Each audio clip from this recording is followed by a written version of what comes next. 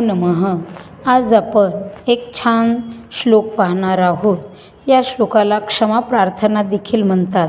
आपण दररोज सकाळी उठल्यानंतर जेव्हा पृथ्वीवर जमिनीवर पहिलं पाऊल ठेवतो त्यावेळेस आपण या पृथ्वी मातेला वंदन करून तिची क्षमा मागितली पाहिजे की आज दिवसभर मी तुमच्यावर चालणार आहे, खेळणार आहे, बागडणार आहे, अशा ह्याने क्षमा मागितली पाहिजे. आणि त्या दृष्टीनं हे श्लोक आहे.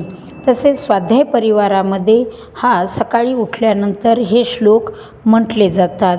तर या श्लोकामध्ये सांगितले गेलेलं आहे, समुद्रवसने देवी पर्वतावली विभूषिते विष्णू पत्नी नमस्तुभ्यं पादस्पर्शम क्षमस्व मे.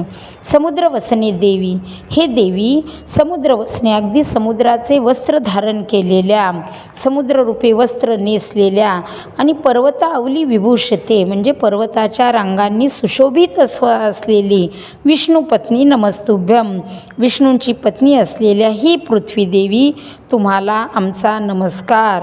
कारण पादस्पर्शम क्षमस्व मे, माझ्या पावलांचा तुम्हाला स्पर्श झाला आहे आणि दिवसभर आज मी माझे पावलं तुमच्यावर ठेवत आहे, त्यामुळे मला क्षमा असावी.